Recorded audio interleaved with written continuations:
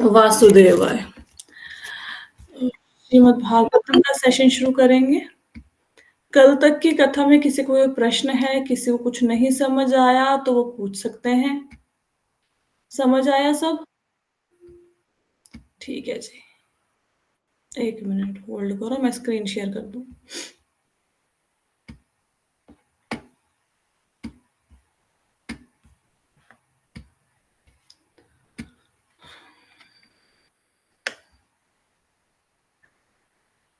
तो हम लोग कर रहे थे श्लोक नंबर 1 मिनट।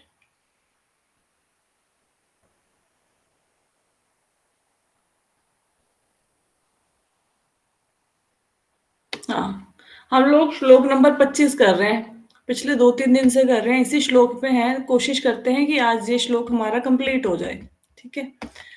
तो श्लोक कौन सा है हमारा? भौतिक तत्वों के द्वारा 7 प्रकार से प्रच्छन्न ब्रह्मांडीय खोल आवरण रूपी शरीर के भीतर भगवान का विराट ब्रह्मांडीय स्वरूप विराट धारणा का विषय है। अब आपको इस पूरे श्लोक में भौतिक तत्व समझ आ गए। तत्व मैंने बताए थे ना, पृथ्वी तत्व, जल तत्व, अग्नि तत्व, वायु, फिर उसके बाद वायु के बाद आकाश, फिर आकाश के बाद अहंकार, फिर महत्व, फिर प्रधान। ठीक है? अब 7 प्रकार से प्रच्छन्न, अब 7 हैं, ये समझ आ गया मेरे को, गिनो ये 7 है। प्रच्छन्न का मतलब होता है ढकना, किसी चीज को कवर कर देना। ब्रह्मांडीय खोल मतलब ये संपूर्ण जो ब्रह्मांड है, इसके ऊपर भौतिक तत्वों की 7 परतें हैं। इस आधे श्लोक का ये मतलब है। ये आधा श्लोक अभी तक सबको समझ आ गया? भाई हाँ। गूगल मीट वाले बोलो ठीक है, ओके। अब आगे चलते हैं। भगवान का विराट ब्रह्मांडीय स्वरूप विराट धारणा के विषय है, यहाँ पे चलते हैं। देखो, मैंने अब तक क्या बताया था, मैं थोड़ा-सा समराइज़ कर देती हूँ ताकि अगर किसी का कुछ मिस भी हो गया तो वो समझ पाए। ये पूरा का पूरा जो ब्रह्मांड है, ब्रह्मांड की बात हो रही है, सुनो, पृथ्वी की बात नहीं हो रही।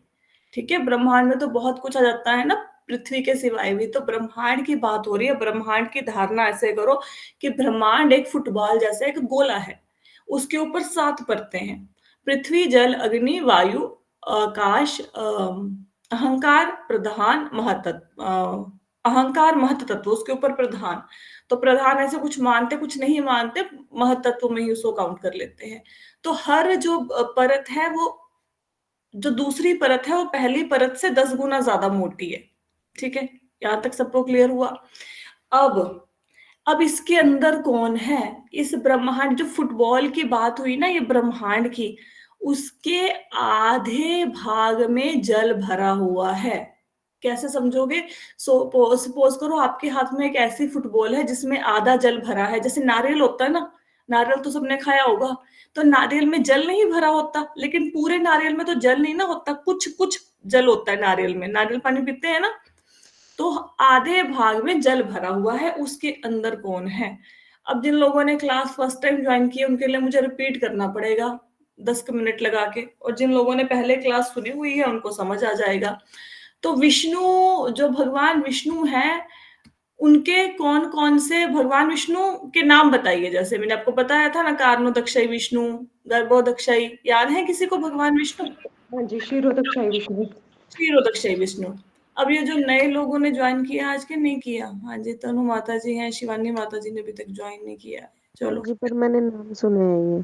नाम सुने हैं, चलो ठीक है, मैं एक बार रिपीट कर देती हूँ और फिर शिवानी माता जी को कोई बता देना, ये वो लेक्चर सुन लेंगे। तो सबसे पहले है महाविष्णु। अब किसी दिन, आज तो संडे है, आज थोड़ा ज्यादा चर्चा कर सकते हैं, मेरे ख्याल से सब लोग फ्री हैं। किसी दिन जब टाइम लगा तो ये महाविष्णु क्या, कैसे, कहाँ से विस्तारित होते हैं, वो हम चर्चा करेंगे, लेकिन फिलहाल वो चर्चा नहीं करेंगे, फिर बहुत लंबी क्लास चली जाएगी। तो महाविष्णु जो हैं, जो भगवान कृष्ण का ही एक्सपेंशन है।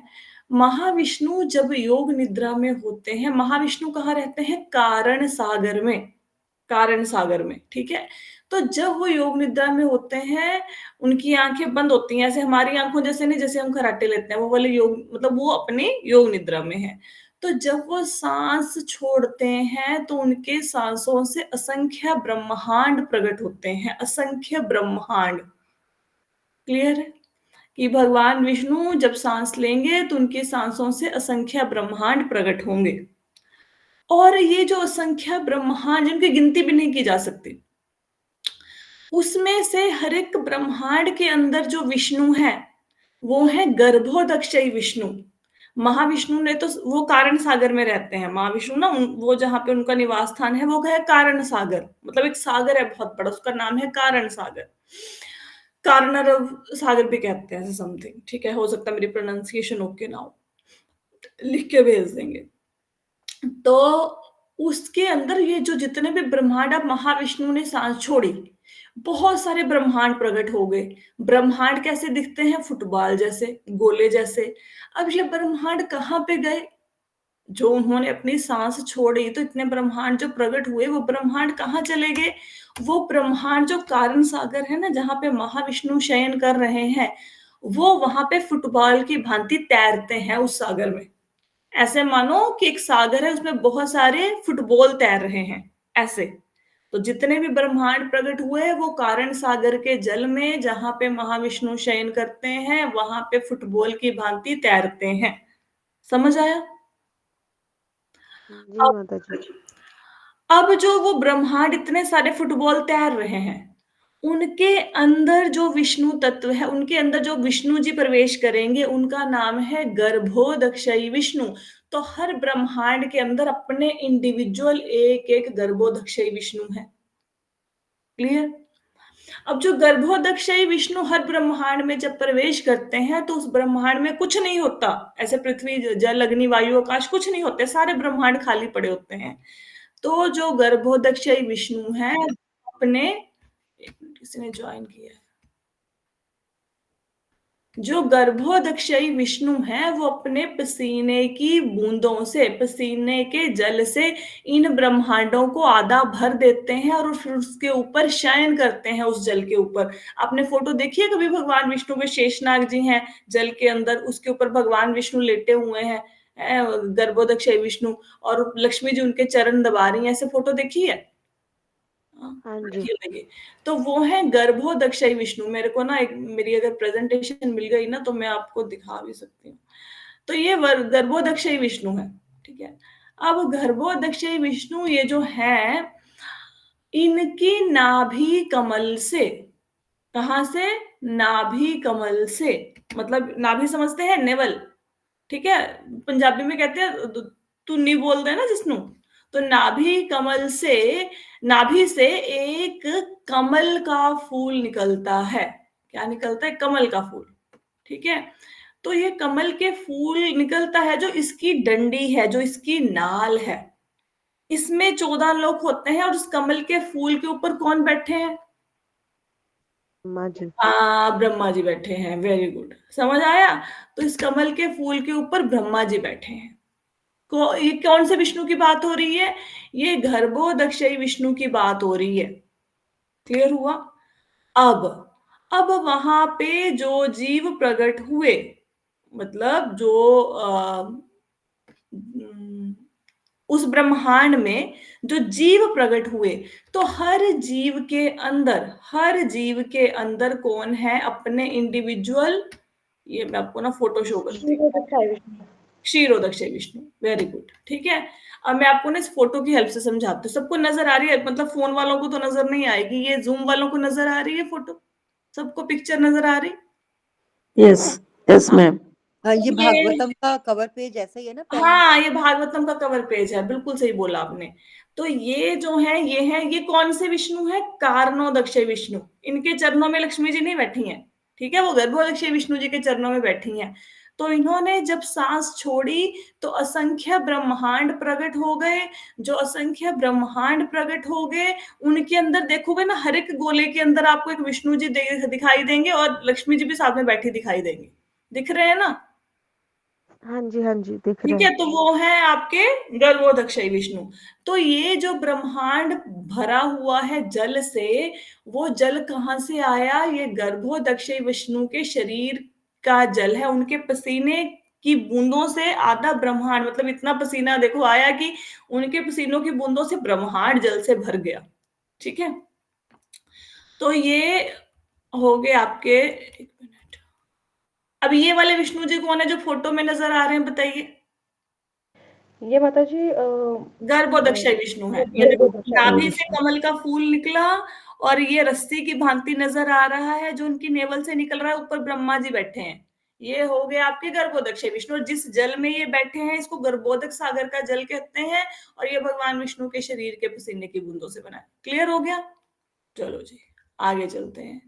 ये है क्षीरोदक्षयी विष्णु। क्षीरोदक्षयी, अच्छा अब उस ब्रह्मांड में जहां पे गर्भोदक्षयी विष्णु बैठे हैं वहां पे जितने भी सृष्टि की रचना होगी, अब सृष्टि में कौन कौन आएंगे? पशु आएंगे, पक्षी आएंगे, मनुष्य आएंगे, है ना, ये सब आएंगे ना, और रेंगने वाले जानवर आएंगे, कीट पतंगे छिपकली चूहा ये सब आएंगे ना, तो चींटी आएगी। तो जितने भी ये जीव हैं, हम कहते हैं हर जीव के अंदर परमात्मा का निवास है, कहते हो ना, हर एक के अंदर परमात्मा है, किसी को दुख ना दो। तो हर एक जीव के अंदर जो ये विष्णु जी अपने इंडिविजुअल आपके पर्सनल विष्णु जी जो बैठे हैं उनका नाम है क्षीरोदक्षय विष्णु। क्लियर हो गया? ये हर एक के हृदय में बैठे हैं और ये आत्मा के साथ बैठे हैं। क्षीरोदक्षय विष्णु क्लियर हो गया? ये रहते हैं क्षीर सागर में। क्लियर? चलो अब देखो, अब यहाँ ये चलो अच्छी फोटो मिल गई मुझे। अब ये जो ब्रह्मांड, अब पिछली पिछली आप उस पे वापस आओ, कथा पे वापस आओ। ब्रह्मांड मैंने आपको बताया था फुटबॉल जैसा है, उसके ऊपर 7 परतें हैं। अब उसके आधे भाग में जो जल भरा हुआ है वो बताओ जल कहाँ से आया? हाँ, बिल्कुल, पसीने से। जो फोन पे आवाज आई है कि पसीने से वो जल आया, तो ब्रह्मांड के अंदर जो आधा जल भरा हुआ है वो गर्भोदक्षय विष्णु के पसीने से आया। ठीक है? अब इस जल के ऊपर कौन लेटे हुए हैं बताओ? इस जल के ऊपर कौन लेटे हुए हैं ब्रह्मांड के जल के ऊपर? गर्भोदक्षय। क्लियर हो गया? लेकिन पूरा पूरा ब्रह्मांड, पूरी फुटबॉल नहीं भरी हुई है, जल की आधी भरी हुई है। ठीक है? आधे ब्रह्मांड में जल है, पूरे में जल नहीं है। अब ये जो हमने, ये देखो, ये जो उनके कमल से वो निकल रही है ना, कमल नाल निकल रही है ना उनकी नेवल से, उनकी नाभि से, ये जो नाल है, जो कमल के फूल की डंडी है, ये समझो डंडी है, इस डंडी के अंदर 14 लोक हैं। कितने लोक हैं? 14। 14 प्लेनेटरी सिस्टम्स, 14 लोक हैं। ठीक है? वो 14 लोक कौन से हैं? उनमें से पृथ्वी बीच में आती है। पृथ्वी हमारा 7वां लोक है। 6 लोक पृथ्वी के ऊपर है, 7 लोक पृथ्वी के नीचे हैं। ठीक है जी? ध्यान से सुनना तभी समझ आएगा। अब जो ऊपर के लोक हैं उनके नाम है, देखो ये आप अगर फोटो देखेंगे तो इसमें ना जो ये लिखा हुआ है ना भूरलोक, भूलोक, तो ये भूलोक जो है ये पृथ्वी है। तो पृथ्वी के ऊपर कौन से लोक हैं? भुवरलोक, स्वरलोक, महरलोक, जनलोक, तपलोक, सत्यलोक, ये सारे हैं पृथ्वी के ऊपर। सत्य, तप, जन, महा, स्वर, भूलोक, भूरलोक। क्लियर? उस भूर नहीं, सॉरी, भुवर, भुवर लोक। अब जो नीचे लोग हैं पृथ्वी, हमें लगता है ना कि बस हम हमारे यहाँ पे जीवन है, हम लोग रह रहे हैं, ऊपर नीचे कुछ नहीं। अरे भाई नहीं, नीचे भी लोग रहते हैं। जब आप छोटे थे ना बचपन में, किसी ने ये बात सुनी है कि हमारी पृथ्वी के नीचे बोने रहते हैं? ऐसा सुना है किसी ने ऐसे कहानियां? हाँ जी हाँ, हम छोटे होते थे ऐसी कहानियां है। ऐसे कहानियां सुनते थे ना। तो भाई नीचे लोग रहते हैं हमारी पृथ्वी के नीचे। कौन कौन से लोग हैं पृथ्वी के नीचे? अतल, वीतल, सूतल, तलातल, महातल, रसातल, पताल, ये 7 लोग हमारी पृथ्वी के नीचे हैं। ठीक है? और वहां पे बहुत अधिक भोगों की चीजें हैं, बहुत अधिक, स्वर्ग से भी ज्यादा भोगों की चीजें हैं। जो महाराज बलि है ना वो भी नीचे के लोकों में ही है, वो वहां पे राज करते हैं। ठीक है? तो ये है 14 लोग। अब मैं ये आपको क्यों बता रही हूँ पाताल भाई? लोक में ना माता जी? हाँ, पाताल लोक में है वो।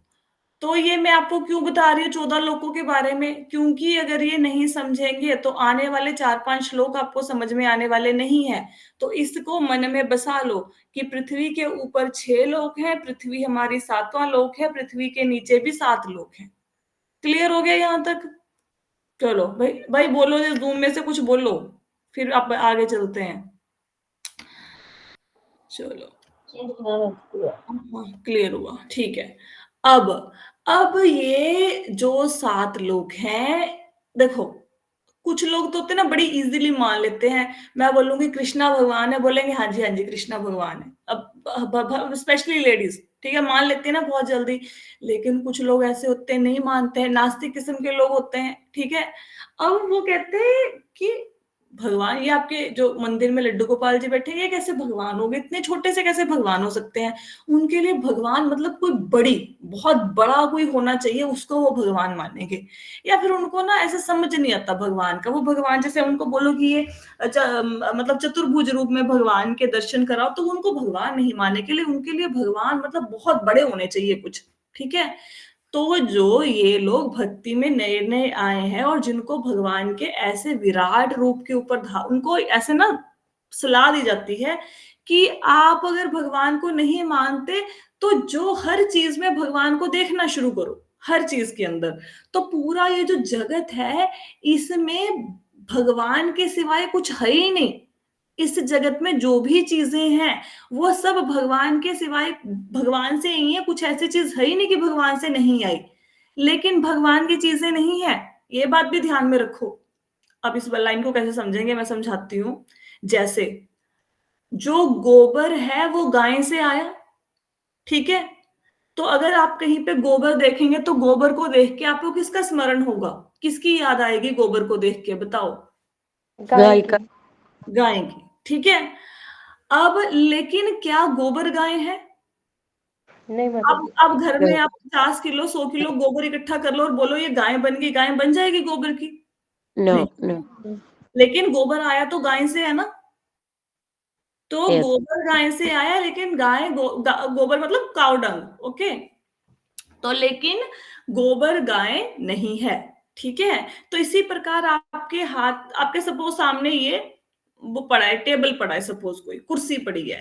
अब भगवान तो जड़ चेतन हर एक में है, तो कुर्सी के अंदर भी भगवान है। तो लेकिन क्या कुर्सी की पूजा करनी शुरू कर देंगे? नहीं करेंगे ना।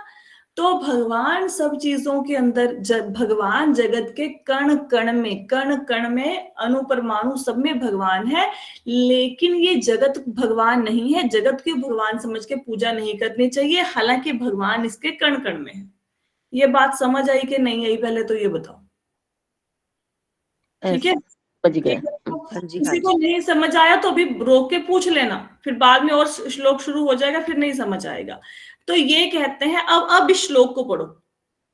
भौतिक तत्वों के द्वारा 7 प्रकार से प्रच्छन्न ब्रह्मांडीय खोल रूपी शरीर के भीतर भगवान का विराट ब्रह्मांडीय स्वरूप विराट धारणा का विषय है। अब श्लोक समझ में आया कि एक गोला है, गोले के ऊपर 7 परतें हैं जो 7 तत्वों की बनी हुई हैं। उसके अंदर कौन है? आपके गर्भोदक्षयी विष्णु जी। उनके ऊपर, उनके नाभि कमल के ऊपर जो 14 लोक हैं, वहां पे भगवान विष्णु की धारणा की जा रही है। कैसे धारणा की जा रही है, ये आपको अगले श्लोक से समझ आ जाएगा। अभी यहां तक अभी मेरे को ये बताओ, महाविष्णु, गर्भोदक्षय विष्णु और क्षीरोदक्षय विष्णु, ये क्लियर हो गए? हाँ जी माता।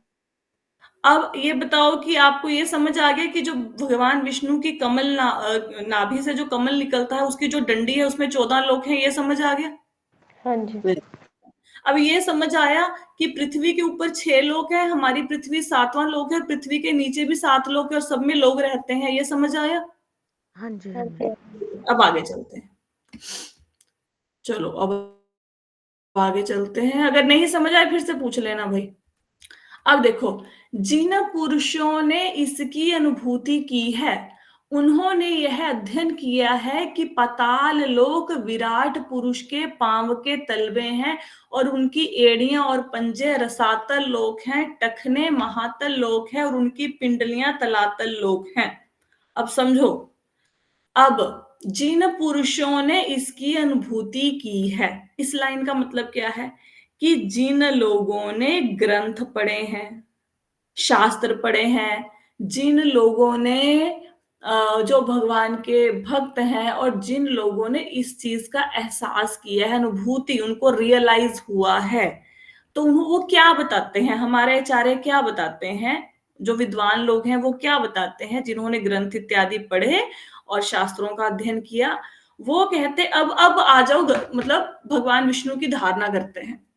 तो भगवान विष्णु का दर्शन या भगवान का दर्शन कहाँ से किया जाता है, कहाँ से शुरू किया जाता है बताओ? उनके फीट से। चरणों से।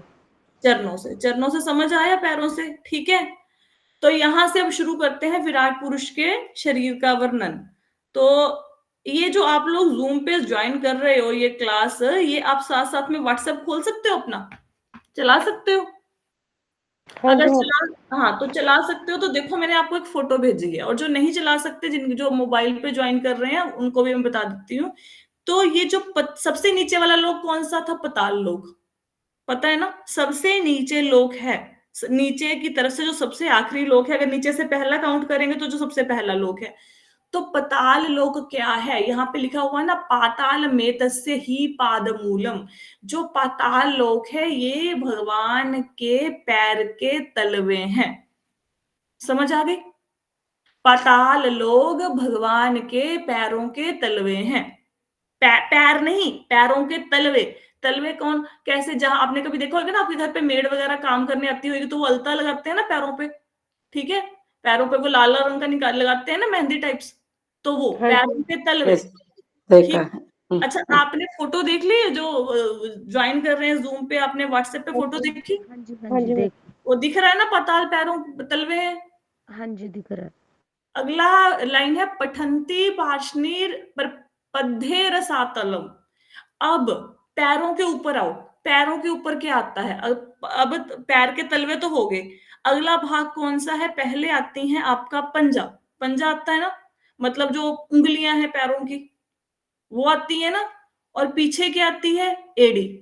अड्डी समझते हो ना, एड़ी, ठीक है। हाँ जी अब जो पंजा, जो पैरों की उंगलियां, और जो ये है, क्या कहते हैं उसको, एड़ी, ये कौन से हैं? इसको कहते हैं रसातल लोक। क्या कहते हैं?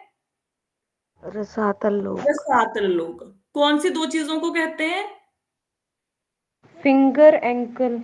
एड़ी। हाँ। पंजा और एड़ी को, ठीक है। तो पंजा और एड़ी हो गए आपके रसातल, ठीक है। ये भी मैं आपको फोटो भेज देती हूँ, आप थोड़ा सा रिलेट कर लेंगे। तो ये हो गया आपका रसातल। अब पंजा हो गया, एड़ी हो गया, उसके ऊपर कौन सा भाग आता है बताओ? पंजे और एड़ी के बाद क्या आता है? नहीं आता लेग। घुटना, एंकल। एंकल। नहीं एंकल होगा। भाई मेरी लेग। बात सुनो, हाँ टखना एंकल, एंकल, टखना ठीक है। एंकल। ओके। टखना। अब पंजाबी में गिट्टा वर्ड सुना है? गिट्टा, हाँ वही हाँ जी एंकल, उसको एंकल ही बोलते हैं ना। हाँ उसको एंकल, हाँ उसको एंकल बॉल है ना जो आपकी, ये उसको पंजाबी में गिट्टा बोलते हैं, ठीक है। तो वो जो है एंकल, वो कौन सा? महातलम विश्व सृजोथ गुल्फो। गुल्फो का मतलब क्या है? गुल्फो का मतलब है ये आपकी एंकल, टखना। समझ आई? तो ये टखना क्या है? ये है आपका महातल लोक। क्लियर हुआ? ठीक है। हाँ जी भी हो हाँ। सकता है आपको ये शब्द समझ में ना आए, लेकिन कम से कम कुछ तो समझ पाओगे कि भाई कैसे कैसे भगवान का ये शरीर के लोक, भगवान के शरीर के अंग है। तो यहां तक पहले समझते हैं। तो पैर का तलवा क्या है बताओ? पैर पैर का का तलवा क्या रसातल। है? पताल लोक। पताल तो सबसे पताल। याद है, पताल तो कोई नहीं भूलेगा, ठीक है। तो पैरों का तलवा हो गया पताल, ठीक है। उसके ऊपर आया पंजा और आपकी एड़ी, ठीक है।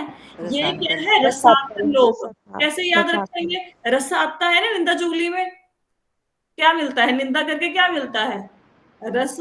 गॉसिप करके क्या मिलता है? फोन पे इतना 2-2 घंटे बातें करके क्या बनाया, क्या खाया, क्या हुआ तुम्हारे घर में, रस आता है ना, ठीक है। रस। तो वहां से ऐसे भौतिक ढंग से मत याद करना, पर रसातल सेकंड क्या है? रसातल। क्लियर हुआ?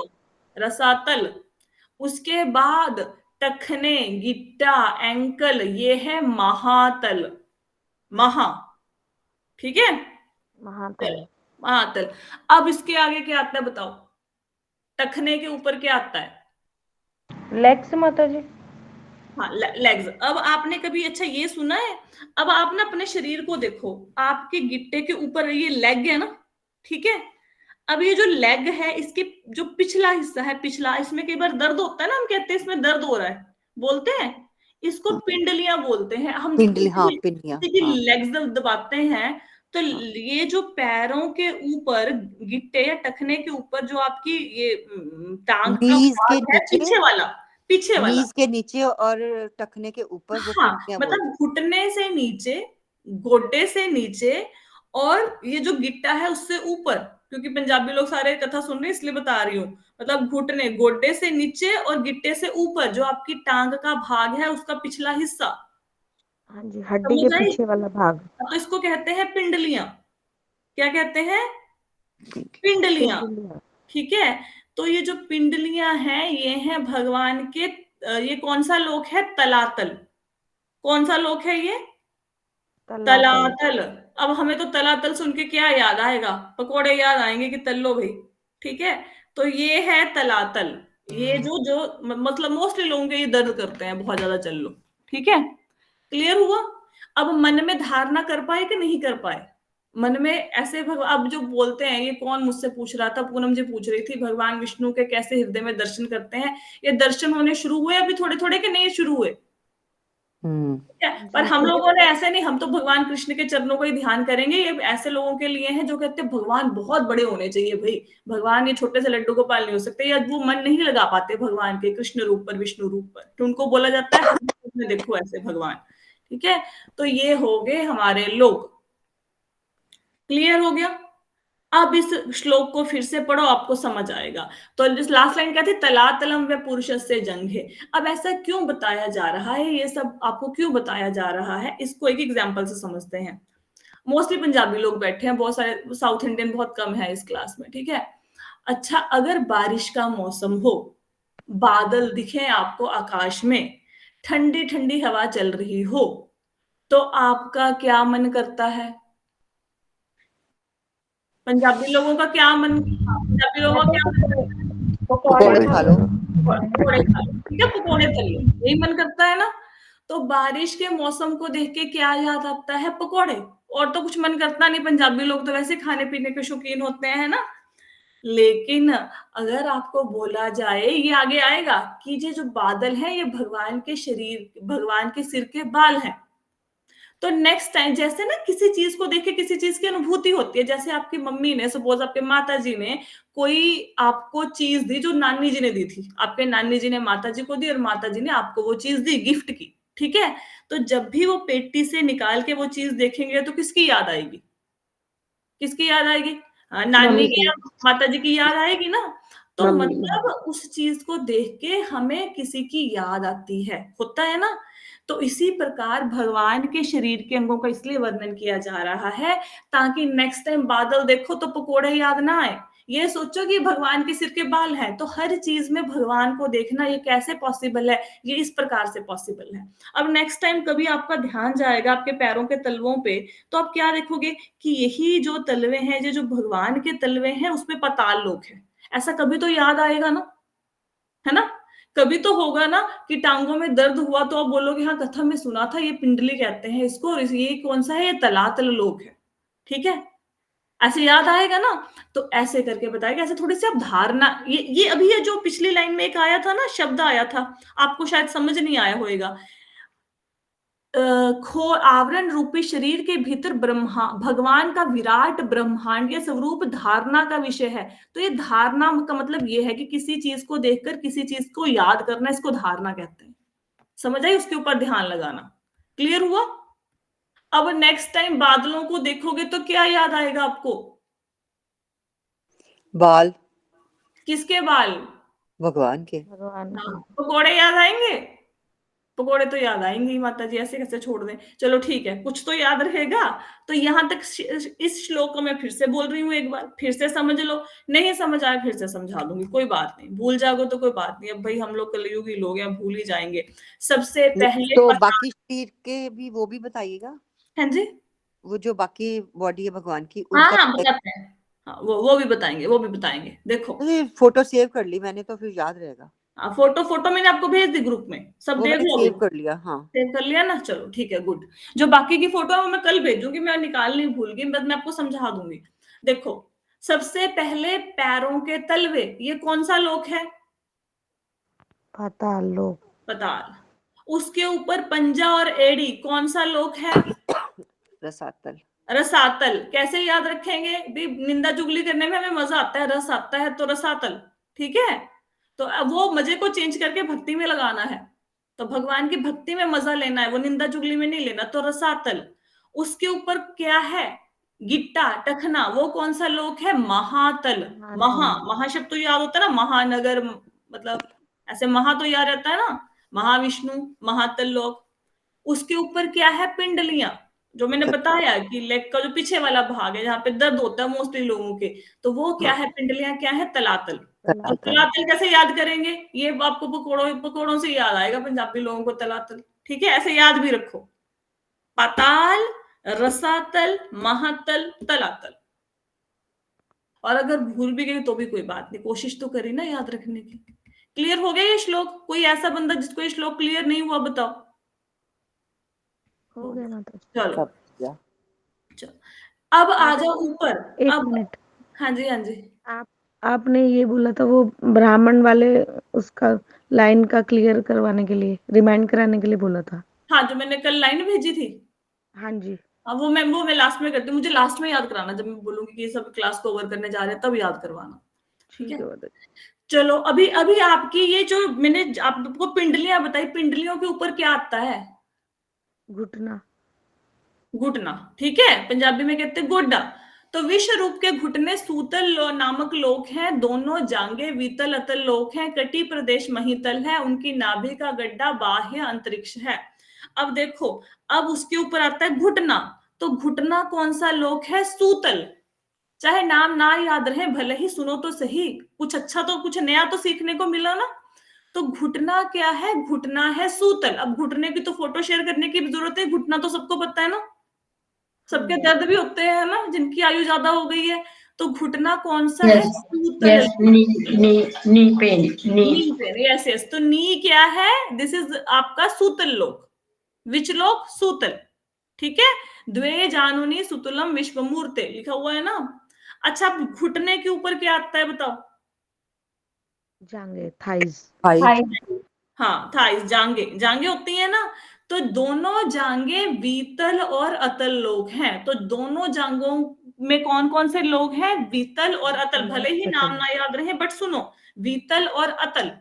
ठीक है, अब मेरे को एक बात बताओ, ये जो दोनों जांगे हैं इनको वीतल और अतल लोग कहा है, इसका मतलब क्या है?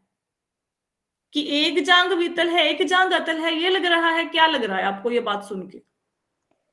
शायद जो दोनों जैसे जांघें इकट्ठी होती हैं दोनों, इसी तरह शायद ये इकट्ठे हैं। अच्छा, और आपको क्या लग रहा है, जो वीतल और अतुल दोनों जांगे हैं, इसका मतलब ये दोनों जांगों को बोला गया है, लेफ्ट राइट, मतलब दाई बाई जांग को बोला गया है वीतल और अतल? माता जी एक ही जांग, मतलब एक ही जांग का नाम वितल अतल है, ऐसे हाँ, दोनों जांगों का नाम सुनो, वितल अतल देखो है। ऐसा है, इसको ऐसे नहीं समझना कि एक जांग का नाम अतल है, एक का वीतल है, ऐसे नहीं है। देखो, अब घुटनों के ऊपर आओ, जांग आ गई आपकी, पंजाबी में क्या कहेंगे? पट्ट कहते हैं ना इसको, हाँ, जांग आ गई ना। अब जांग का आपका एक हिस्सा जुड़ा हुआ है घुटने के साथ, ठीक है, और एक हिस्सा आपकी कमर के साथ जुड़ा हुआ है। ऐसे लंबी है ना हमारी जांग, एक हिस्सा घुटने के साथ, एक हिस्सा कमर के साथ जुड़ा हुआ है। तो घुटने वाला हिस्सा जो हो गया वो वितल हो गया, और जो ऊपर वाला हिस्सा हो गया वो अतल हो गया जांग का। समझ आई? क्लियर हुआ? हाँ जी। तो वितल और अतल मतलब ये जांग ही है, पूरी जांग का निचला हिस्सा वितल है, ऊपर वाला हिस्सा अतल है। क्लियर? वितल अतल। चलो, ये हुआ, जूम डिवोटीज को समझ आया? भाई बोलो, कृपया बोलिए। हाँ हाँ जी। हाँ जी। हाँ, हाँ जी ठीक। हाँ जी तो ना मैं तो ये मान रही हूँ कि ये पूनम जी और जो अंजलि माता जी हैं, ये आप सब लोगों के रिप्रेजेंटेटिव हैं। जैसे शौनक मुनि बैठे हैं ना वहां पे 88,000 ऋषियों के, तो अगर ये हाँ जी बोल लेंगे तो सबको समझ आ जाएगा, मैं ऐसा सोच रही हूँ। लेकिन फिर भी ना समझ आए तो हाथ खड़ा करना और रोकना मुझे कि नहीं समझ आ रहा। अब जांघों के ऊपर क्या है? क्या है कटी जांघों प्रदेश, के ऊपर? कमर। जैसे कमर, कमर है ना, ठीक हाँ है। जी। वीतल सूतल हाँ। अच्छा, तो क्या है ये जो कटी प्रदेश महितल, जो कमर है, ये क्या है? महितल, महितलम तज्जगनम महीपते। ठीक है, तो अभी ये इसके ऊपर क्या है? हमारे जांघों के ऊपर कमर। तो कमर में कौन सा लोक है? महितल। ठीक है, महातल भी बोलते हैं, महातल, महातल, ठीक है, महितल। और महातल अब तो नीचे हो गया ना। महातल नीचे हो गया, महितल, कटी प्रदेश महितल है। अब कहाँ पे दोबारा बताइएगा।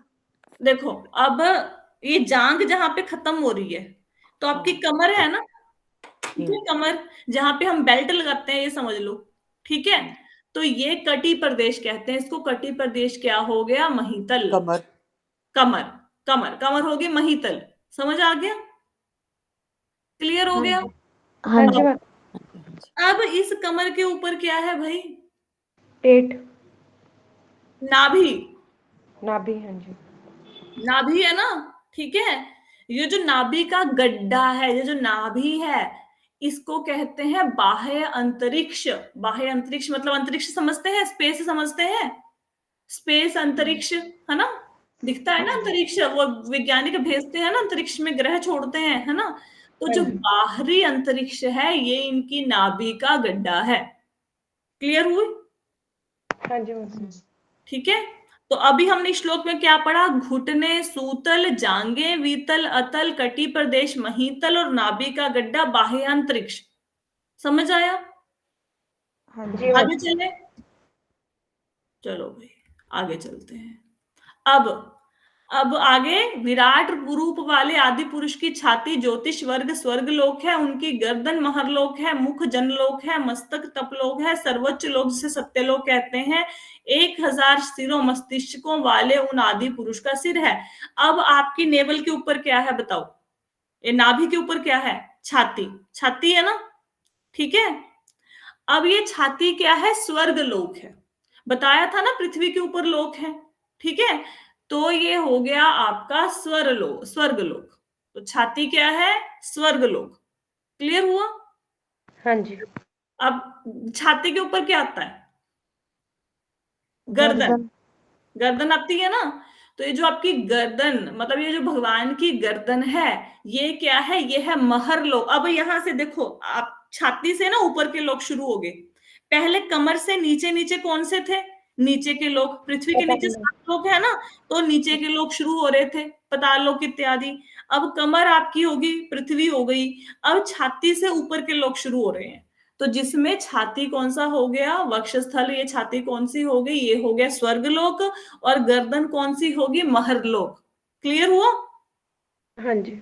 हाँ जी। अब गर्दन के ऊपर क्या आता है, मुख, फेस आता है ना आपका, चेहरा, जहां पे क्रीम लगाते हैं, ठीक है, चेहरा, ठीक है। तो भगवान का जो मुख है वो कौन सा लोक है, जनलोक। बताया था ना ऊपर लोक है सत्य, महाजन, तप, तो ये मुख है जनलोक। क्लियर हुआ। हाँ और जी। मुख के ऊपर, अब मुख का मतलब, ये मुख की बात हो रही है, मुख के ऊपर क्या है, मस्तक है ना, माथा है ना, ये माथा क्या है, ये है तपलोक भगवान का। ये जो मस्तक है भगवान का, उसके अंदर क्या है, तपलोक। क्लियर हुआ। हाँ जी माता जी। अब जो सर्वोच्च लोक है, ये है सत्यलोक। वो कहाँ पे है, देखो मैंने कल बताया था ना, जहां पे बच्चे का जन्म होता है, बालक का, तो सिर के ऊपर का हिस्सा थोड़ा सॉफ्ट होता है, उसको पता नहीं क्या बोलते हैं, भी तालू बोलते हैं शायद, ठीक है। तालू, हाँ जी। वो जो सॉफ्ट तालू वाला बोलते हैं। हिस्सा है ना, तो वो हो गया तालु सत्यलोक। कैसे, उसको सस्टार्ड भी बोलते हैं ना। जो जो मतलब वो मेरे को पता नहीं क्या बोलते, बट वो सॉफ्ट सॉफ्ट सा होता है, हाँ, ठीक है, पता तालु है ना। बोलते हैं फिर उसको। वो हार्ड हो जाता है धीरे धीरे। तो वो क्या है, वो हो गया सत्यलोक। कौन सा लोक, सबसे ऊपर का लोक, सत्यलोक। क्लियर हुआ। हाँ जी माता जी। तो दर्शन हो गए भगवान के, ठीक है।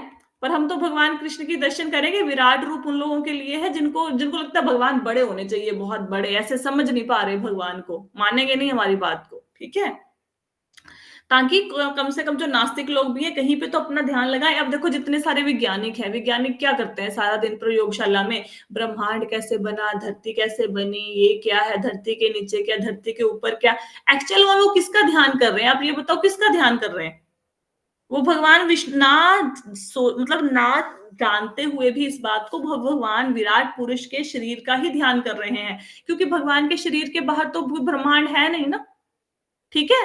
तो इनडायरेक्टली वो क्या कर रहे हैं, वो भगवान के विषय में ही सोच रहे हैं, लेकिन वो ऐसे नहीं जैसे हम कृष्ण को भगवान मानते हैं, वैसे नहीं सोच रहे, लेकिन सोच वो भी भगवान के विषय में रहे हैं, लेकिन इनडायरेक्टली। ठीक है। तो ये 1000 सिरों मस्तिष्कों वाले उन आदि पुरुष का सिर है। तो भगवान ने जब अर्जुन को विराट रूप दिखाया था तो उनके हजारों सिर थे ना, तो ये आदि पुरुष का जो सत्यलोक है वो क्या है, सिर है। अब यहां तक समझ आया सबको? हाँ जी मैडम। हाँ जी। ठीक है, यहाँ पे किसी को कुछ नहीं समझ आया, कुछ पल्ले नहीं पड़ा तो बताओ मुझे। क्लियर हो गया है? तो कहां से शुरू किया था? पैर के तलवों से। पैर के तलवों के ऊपर, चलो आपको लोग नहीं भी याद आ रहे, लोगों के नाम नहीं याद हो रहे, सबसे पहले भाग तो याद करो। पैर के तलवे, पैर के तलवे के बाद क्या आया? आप इस सबके फोटोज भेज दो बाकी के। हाँ हाँ, फोटो भेजूंगी फोटो। पैर के तलवे, तलवों के बाद क्या आया? पंजा।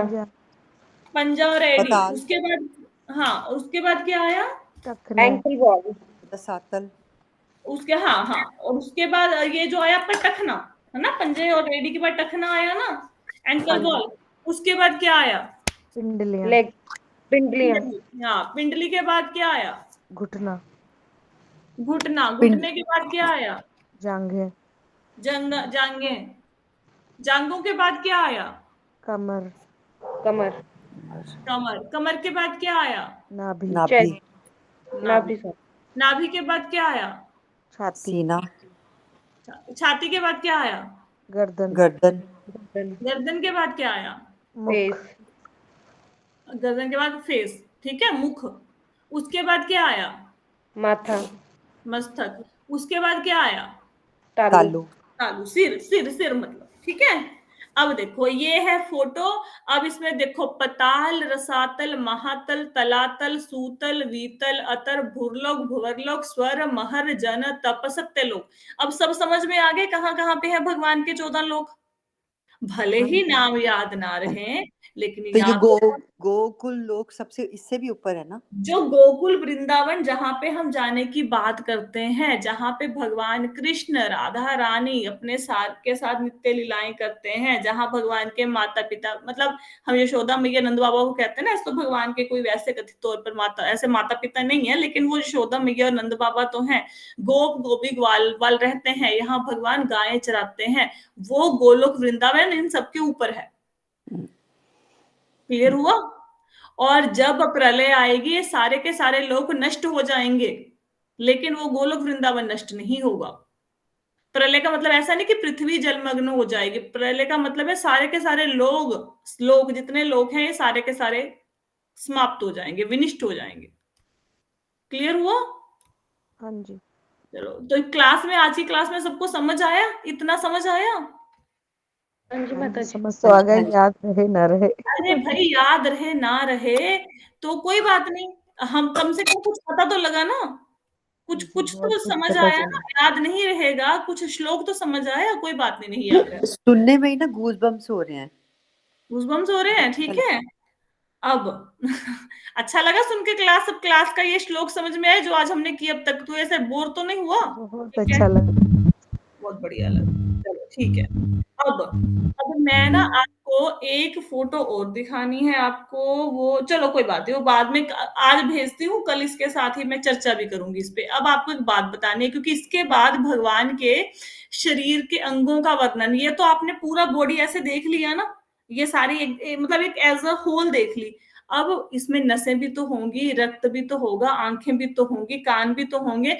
अब कल हम भगवान के शरीर के अंगों का ध्यान करेंगे, एक एक अंग का। अब जैसे मैंने सपोज बोल दिया पैर, अब पैरों के अंदर हड्डी भी तो है, इसमें मांस भी तो है, रक्त भी तो है, सब कुछ है ना। अब भगवान के शरीर के, अब ये तो ऊपर तो धारणा हमने कर ली, अब भगवान के शरीर के एक एक अंग के ऊपर कल ध्यान लगाएंगे हम। तो जिसने भगवान के दर्शन करने हैं विराट रूप के, वो क्लास को टाइम पे ज्वाइन कर ले, ठीक है। अब बात कर सकते हैं कभी? हाँ जी, हाँ जी, संजय जी बताइए। सच्ची जी was saying something ना? महाविष्णु जी के बारे में बात कर सकते हैं? हाँ हाँ, कर सकते हैं। उनकी उत्पत्ति जो आप कह रहे थे उसके बारे में कैसे हुआ था वो? अभी मैं ना महाविष्णु के विषय में आपको बताना चाहती हूँ। मेरे को ना उसके लिए ना एक आपको चार्ट बना के दूंगी। अभी मैं इस आपका मैंने क्वेश्चन नोट कर लिया। अब ये महाविष्णु कौन, कहाँ से आए, क्या है ये, मतलब कैसे एक्सपेंशन हुआ, उसके विषय में ना हम चर्चा करेंगे। उसके लिए मुझे चाहिए आपका आधा पौना घंटा, ठीक है। तो मैं कोशिश करती हूँ नेक्स्ट संडे जब भी मुझे टाइम लगे बीच क्लास में से, तो ये कैसे कैसे प्रकट होते हैं, ये थोड़ा प्रकट मतलब है तो हमेशा से ही, ऐसा नहीं कि कभी नहीं थे ये, लेकिन थोड़ा समझने के लिए एक्सपेंशन हम लोग एक दिन चर्चा करते हैं इसके ऊपर।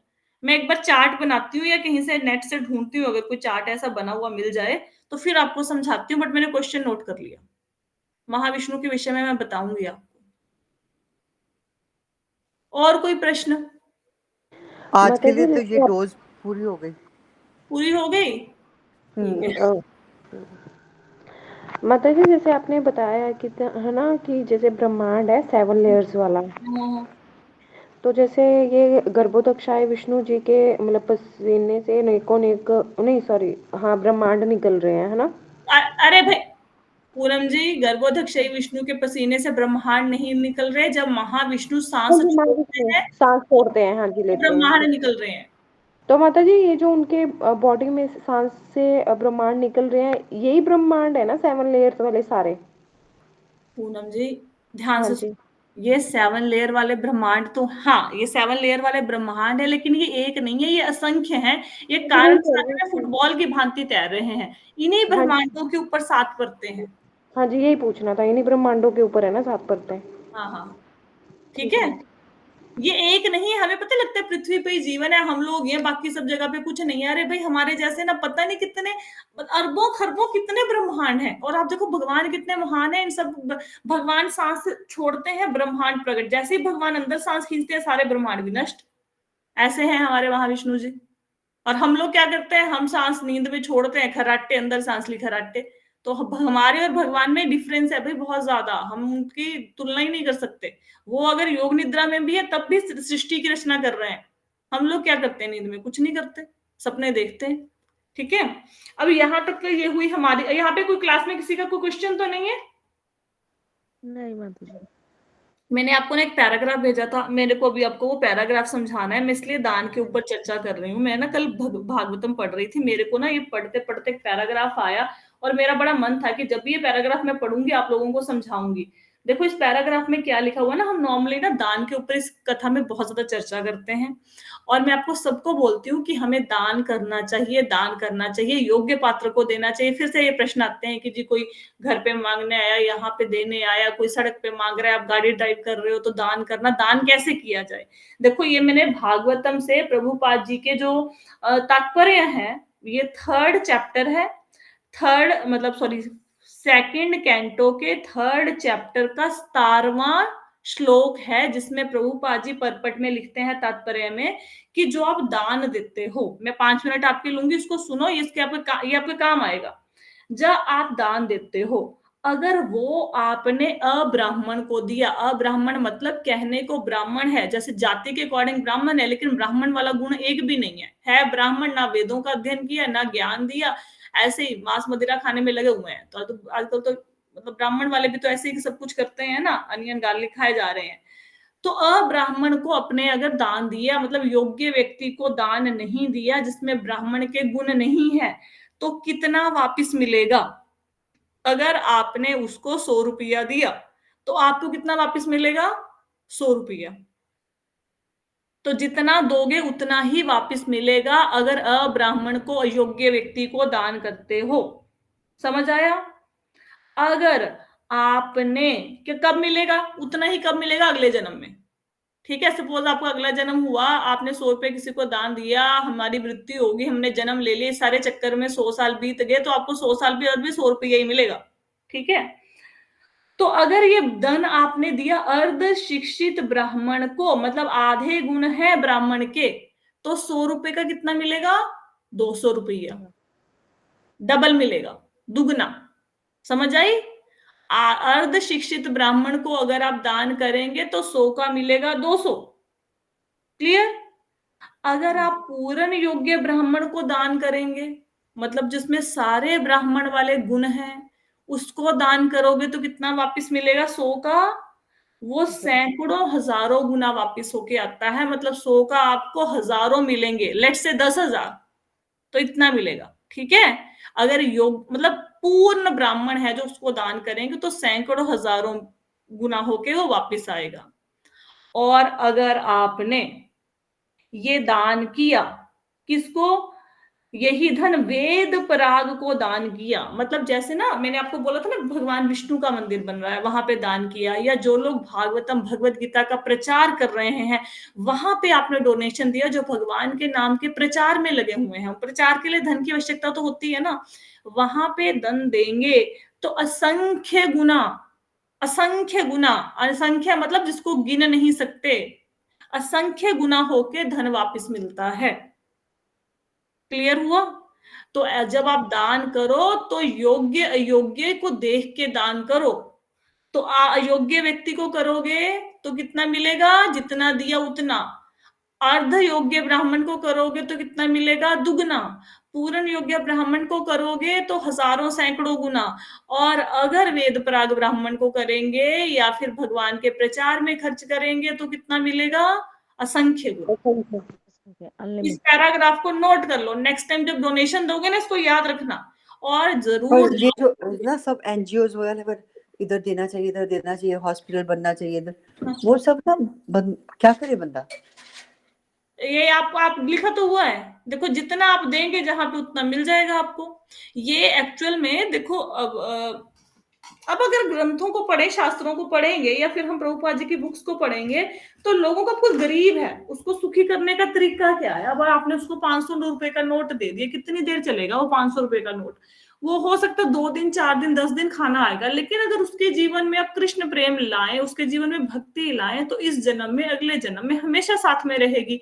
ठीक है, तो हमें जो दान देना चाहिए वो ऐसे देना चाहिए कि सिर्फ जैसे किसी को कोई बीमारी होगी, एक तो होता है ऊपर ऊपर से बीमारी खत्म कर दे लेकिन जड़ वहीं पे है, जड़ नहीं खत्म कर पा रहे हैं, वो वहीं की वहीं है।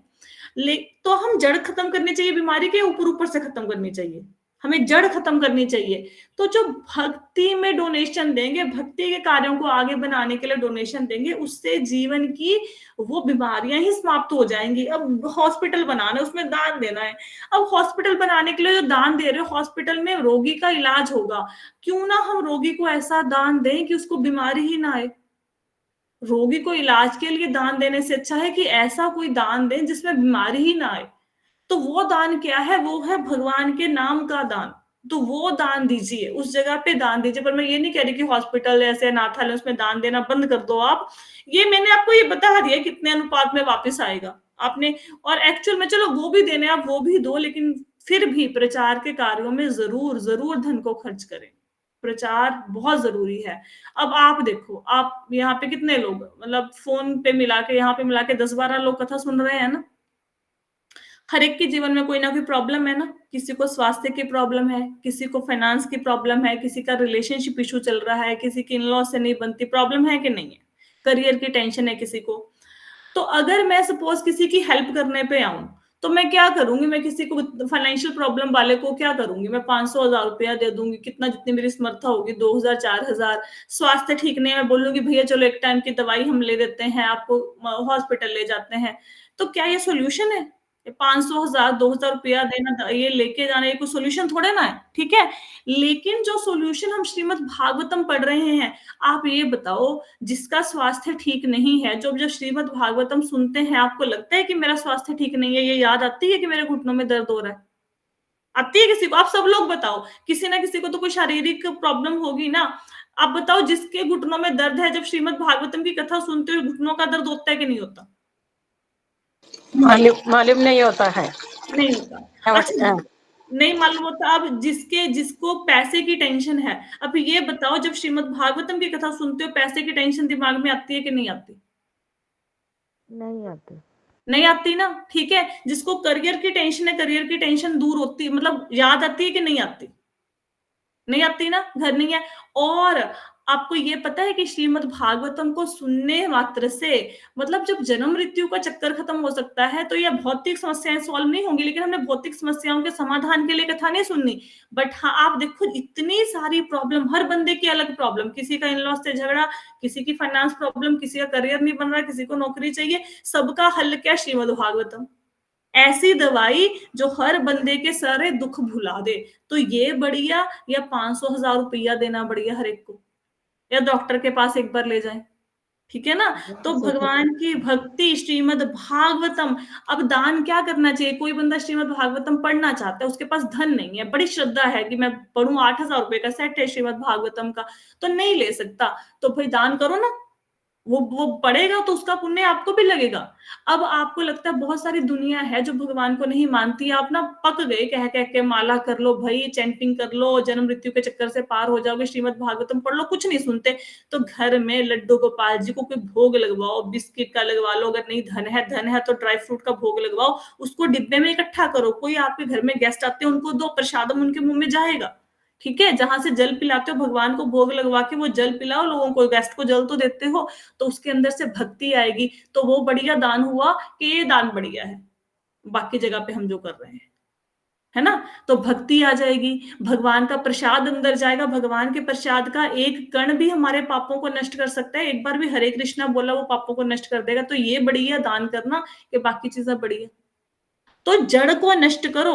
रोगी के रोग के इलाज के लिए हॉस्पिटल खोलने से अच्छा है कि हम रोग को ही खत्म कर दें। रोग कैसे होगा? भक्ति से खत्म होगा।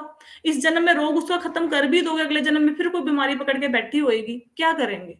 तो अगला जन्म ही ना हो इस व्यक्ति का, इस दुखों के घर में आए ही ना, हम भी ना आए, तो उसके लिए श्रीमद् भागवतम, भगवद गीता। कितने लोग हैं भगवद गीता पढ़ना चाहते हैं, लेकिन वो पढ़ नहीं पाते क्योंकि धन नहीं है, जेलों में कैदी हैं, स्टूडेंट है, स्टूडेंट के पास कहाँ इतना धन होता है, कहाँ पेरेंट्स इतने देते हैं, वो पढ़ना चाहते हैं, ठीक है? श्रीमद् भागवत मतलब पैसे नहीं है। अब प्रसाद है, मंदिर में प्रसाद वितरण की सेवा होती है, तो डालो ना धन वहाँ पे। वो खिचड़ी प्रसाद हम लोग खा के जाएँगे, मतलब आपके दिए हुए पैसों से वो प्रसाद बनेगा, प्रसाद लोग खाएँगे, लोगों के अंदर आत्मा शुद्ध होगी, वहाँ पे धन दो ना। है ना? बाकी जगह तो देने वाले बहुत सारे लोग बैठे होंगे, जो कम से कम जो कथा सुन रहे हैं, वो तो धन को सही जगह पे खर्च कीजिए। और जब उसके अंदर प्रसादम जाएगा, भगवान की कृपा होगी, जीवन में भक्ति आएगी, स्वास्थ्य अपने आप ही ठीक हो जाएगा। ठीक होता है स्वास्थ्य भई, याद ही नहीं रहेगा। अब हम लोग खुद देखो, हमें भी तो स्वास्थ्य की प्रॉब्लम है, भागवत की कथा सुन रहे नहीं याद आ रही, ठीक है? आप दीजिए, मैं ये नहीं कह रही मत दो। हॉस्पिटल यहाँ पे जहाँ मन है दो दान को, लेकिन प्रचार के कार्यों में, प्रसादम वितरण में यहाँ धन को लगाइए, सार्थक होगा। और कोई क्वेश्चन? अब किसी ने हैंड रेज़ किया था, किसने किया था? पूजा जी ने। कोई क्वेश्चन है पूजा?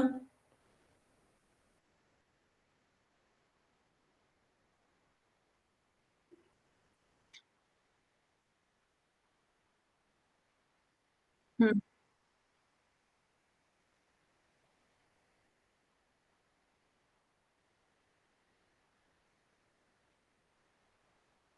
बिल्कुल, आप दो दान, अब देखो, हाँ, अब आपके जीवन, आपके द्वार पे कोई भिखारी आया, वो भूखा है, तो ऐसा थोड़ा ना कि हम तो वो भी भगवत गीता में डोनेशन देंगे, हम इस भूखे को खाना नहीं देंगे, तो दीजिए ना खाना उनको, दीजिए खाना, कोशिश कीजिए कि वो भोजन खा के दें।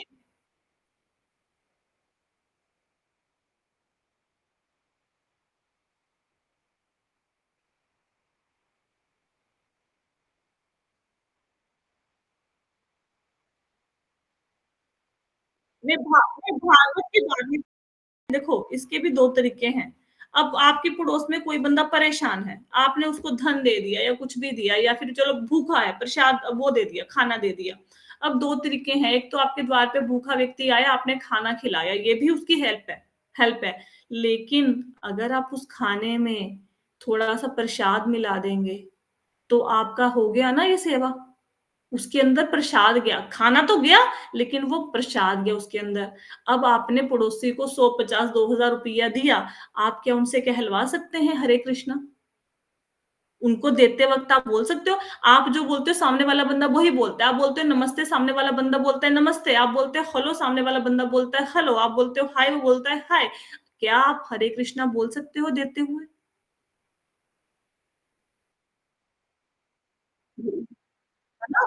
तो नाउ, अब धन तो पहले भी दिया, अब आपके द्वार पे भिखारी आया, पहले भी 10 रुपए का नोट देते थे, अब भी 10 रुपए का नोट दिया। लेकिन पहले हरे कृष्णा नहीं, आप ना मेरे घर पे आना, मेरे दूध वाला जब दूध डाल के जाता है ना सुबह मॉर्निंग में, एवरी टाइम आई से हरे कृष्णा, और मैं अगर गलती से कभी भूल जाऊँ ही से हरे कृष्णा मैम, मैं बोलती हूँ हरे कृष्णा।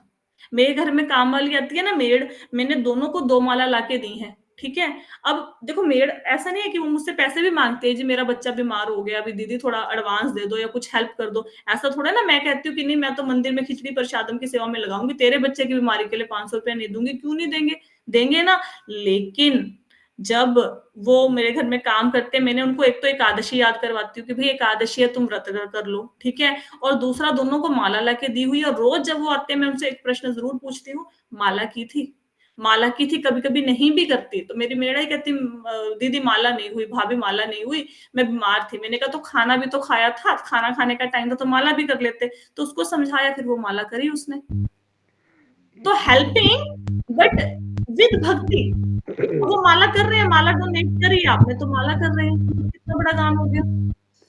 एक जब वो मंदिर के लिए कोई दान मांगते हैं तो उसके लिए बड़ा अजीब लगता है कि मंदिर वाले ऐसे दान के वो बहुत ज्यादा कहते हैं कि हमारे मंदिर में दान, तो वो कई लोग गलत भी समझते हैं इसलिए थोड़ा मंदिरों से दूर भागते हैं। तो उनके लिए कैसे होता है ये?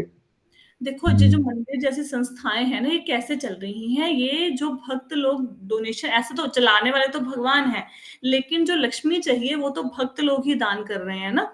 तो अब जो कोई ब्रह्मचारी बन गया, ब्रह्मचारी ने तो अपना जीवन त्याग दिया। हालाँकि और ब्रह्मचारी ऐसे-ऐसे नहीं कि उनको नौकरियाँ नहीं मिल रही इसलिए ब्रह्मचारी बन गए। अरे भई बहुत पढ़े-लिखे लोग हैं, एम्स के आईआईटीज़ के लोग हैं जो ब्रह्मचारी बने हुए हैं। अब गृहस्थी का हमारा कर्तव्य है, हम ब्रह्मचर्य की, सन्यासी की, उनके जीवन उनको जीवित रखने के लिए जिन चीज़ों की ज़रूरत है, रोटी, कपड़ा, मकान की, वो पूर्ति हम गृहस्थी करें।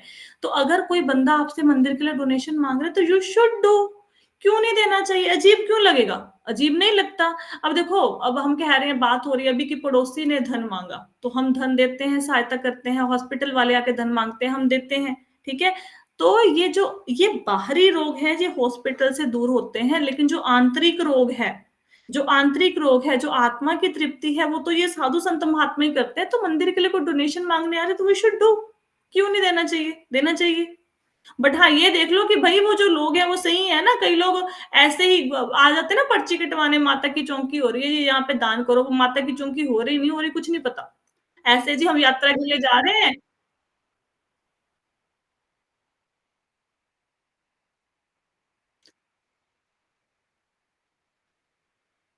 देखो अभी मैं हाँ, मैं एक्चुअली पता है मैं किसी अन्य के विषय में तो नहीं जानती। बट ये जो जिस मंदिर में मैं जाती हूँ ना, मैं इस्कॉन टेम्पल में मैं जाती हूँ, ये हमारे इधर है जनपद में। तो वहाँ पे क्योंकि मतलब मुझे ये पता है कि वहाँ पे आपका दिया हुआ एक-एक रुपया, ये मेरी खुद की सेल्फ रियलाइज़ेशन है, वो एक-एक रुपया आपका बड़े ही भक्ति के कार्यों में, भगवान की सेवा में ही लगाया जाता है और किसी चीज़ में नहीं लगाया जाता। तो मतलब मेरी इसमें श्रद्धा है, मैं ये नहीं कहती आप भी यहाँ पे डोनेशन करो, ये आपके इंडिविजुअल डिसीज़न है, बट मुझे तो भई इस्कॉन में डोनेशन करना बड़ा अच्छा लगता है। मुझे पता है कि वो लोग भक्ति और प्रचार में खर्च करते हैं, आपके यहाँ पे श्रद्धा है, आप वहाँ पे कीजिए।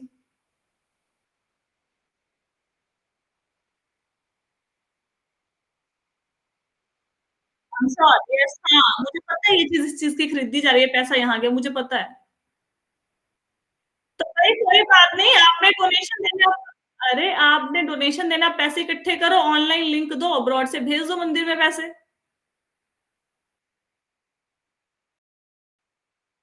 That's all. हाँ, अच्छा, अच्छा भई मैं अगर मेरे ऊपर यकीन है, आप कथा सुनते हो तो ये तो पता है ना, मैं अगर बोल रही हूँ कि मंदिर का पैसा सही जगह पे जाता है, तो मेरे ऊपर तो यकीन करो ना कि सही जगह पे जाता है। तो अगर आपने डोनेशन देना, आपको नहीं कोई योग्य पात्र मिल रहा, तो you send the money to temple ना। अगर कुछ और आप ये तो कर सकते हो ना, आपको योग्य पात्र मिल नहीं रहा, तो पूरी ज़िंदगी ऐसे निकाल देंगे कि योग्य पात्र मिल नहीं रहा, मंदिर में दान देंगे, पता नहीं मंदिर में जाएगा, नहीं जाएगा। तो पैसे इकट्ठे करो, बताओ, मैं आपको ऑनलाइन लिंक भेजूँगी, आप भेजो वहाँ पे। मैं रिस्पॉन्सिबिलिटी लेती हूँ कि भैया आपका पैसा सही जगह पे लगेगा, नहीं ये कहीं और खर्च करते, नहीं करते मंदिर में। ये तो खुद अपनी जेब से दान कर मेरे मैं आपको एक बात बताऊँ, जब मैंने जॉब छोड़ी ना, मैं आपको अपने मंदिर की बात बताती हूँ जिसमें मैं जा रही हूँ। जब मैंने जॉब छोड़ी तो कोई क्लासेस लग रही थी मंदिर में, तो क्योंकि नौकरी छोड़ दी और मंदिर ना दूर है, तो कैब से भी अगर आप जाएँगे तो एक साइड का आपका आई थिंक 300 साढ़े 300 खर्चा आता है मंदिर में जाने का, मंदिर में पहुँचने और वापसी का भी 300 साढ़े 300 लग रहा है, जा जाता है। तो अगर आपके पास गाड़ी नहीं है, मंदिर जा रहे हो तो आपको 700 रुपीज़ चाहिए इतनी दूर जाने के लिए बाय कैब, ठीक है? और वहाँ पे कोई ऐसा ऑटो वगैरह की भी व्यवस्था है नहीं। तो मेरे पास इतना अब जॉब हो ना, फिर चाहे 1000, 2000, 5000 खर्चे जाएँ, फ़ील नहीं होता। जब कोई बंदा नौकरी छोड़ देता है ना, तो उसको 700 रुपए भी चुभेगा, हालाँकि बड़ी अमाउंट नहीं है। मैं आपको बता रही हूँ, मुझे यहाँ पे जो भैया हैं, जिन्होंने मुझे भक्ति भक्ति में लेके आए, वो उन्होंने मुझे पर्सनली बिना किसी को बताए, मैं कथा में ओपनली बता रही हूँ आप सब लोगों को, उन्होंने मुझे 5000 रुपया भेजा अपनी वाइफ के हाथ और मुझे पता है क्या कहते हैं कि तुम ये क्लासें ज़रूर अटेंड करना, ये तुम्हारे जाने-आने का खर्चा मैं दे रहा हूँ। और मैंने बड़ा मना किया पर मुझे दे के गए। अब ऐसा व्यक्ति और मैंने श्रीमद् भागवतम पढ़नी थी, उन्होंने मुझे श्रीमद् भागवतम मतलब मुझे दी और उन्होंने मुझसे पैसे नहीं माँगे। उन्होंने बोला कोई बात नहीं तुम पढ़ लो। हालाँकि मैंने बाद में पैसे दिए वो, जब मैं अर्निंग के लायक हो गई, लेकिन मुझसे पैसे नहीं माँगे। अरे भई जो बंदा अपनी जेब से तुम्हें किराया दे कि मंदिर आ जाओ, ये मेरी जेब से पैसा ले लो किराया लगा के, जो अपनी जेब से 5500 रुपया खर्च करके तुम्हें श्रीमद् भागवतम दिलाए, वो मेरे दिए हुए 200 रुपए को खर्च करेगा बीड़ी सिगरेट के लिए? हैं? मेरे दिए हुए 200 रुपए के घर की भाजी लेके आएगा? कैसे लेके आएगा? तो मैंने देखा अपनी आँखों से यहाँ पे धन और पता है यहाँ पे एक-एक चीज़ जो मंदिर की बनी है ना, इतनी वो बार्गेनिंग करी जाती है कि धन को मतलब कॉस्ट कटिंग की बहुत ज़्यादा कोशिश की जाती है। ऐसा नहीं कि लोगों का धन आया चलो जी ये हो गया 25 लाख रुपए इकट्ठा ये चीज़ अब मिल रही है मार्केट में मंदिर बनाने के लिए चाहिए खरीद लो। ना, ना, ना, बार्गेनिंग की जाती है, कॉस्ट कटिंग की कोशिश की जाती है ताकि धन बचे।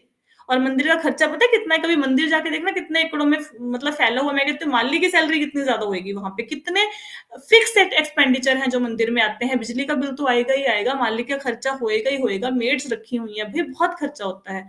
तो सहयोग करें, हुँ? ठीक है? तो यहाँ पे दीजिए। मंदिर बनाने का मेन रीज़न क्या होता होएगा?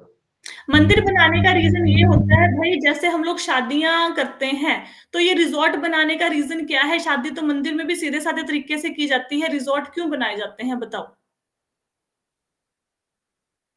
बताइए रिज़ॉर्ट क्यों बनाए जाते हैं? कोई बताओ मुझे? मतलब कि जैसे ज़्यादा से ज़्यादा लोग के लिए आने के लिए स्पेस हो और मतलब वहाँ पे आके वो मतलब देखें कैसा है, कैसा नहीं, उनको मतलब एक लोगों मतलब को अट्रैक्ट करने के लिए ताकि लोग हाँ, आएँ देखें हाँ भाई ये करोड़पति बंदा था, इसने इतनी बढ़िया शादी पे बेटी के डेकोरेशन करी, इतना धन-माल दिया, इतना बढ़िया सजा हुआ है, तब जाके लोग आएँ देखें, है ना? तो अट्रैक्ट करती है ना बढ़िया कोई चीज़ बनी होती है। आप शॉपिंग मॉल में आप हाँ, दिखावा के। अच्छा आपने आपके यहाँ पे आपके घर में कोई घूमने आया, ठीक है? कोई ऐसे रहने के लिए आया, तो आप उसको अच्छे वाले कोई जगह पे दुकान पे ले जाके दिखाएँगे, अच्छी शॉपिंग मॉल में लेके जाएँगे या किसी गंदे से में लेके जाएँगे? अच्छे में लेके जाएँगे ना? ऑब्वियसली। अच्छे क्यों अच्छे में लेके जाएँगे? ताकि वो देखें और उनको अच्छा लगे वहाँ पे आना। तो भव्य मंदिरों का निर्माण इसलिए किया जाता है ताकि हम जैसे लोग जो मतलब जो लोग जिन लोगों का मन नहीं करता मंदिर जाने का, भक्ति करने का, तो भव्य मंदिरों में जाएँ, देखें, वहाँ के फेस्टिवल्स में शामिल हों, वहाँ भगवान की कितना सुंदर श्रृंगार किया हुआ वो देखें और उनके प्रति अट्रैक्ट हों। उनकी सुंदरता को देख के वहाँ आने का मन करे। भगवान के प्रति आकर्षण पैदा हो। और देखो मेरी बात सुनो, अब हमारे बेडरूम में आपको पता है जो लोग आजकल अपने लिए घर बनाते हैं, बाथरूम को बनाने में ढाई, 3, 4, 5, 10 लाख रुपया भी खर्च कर देते हैं खुद के भोग के लिए।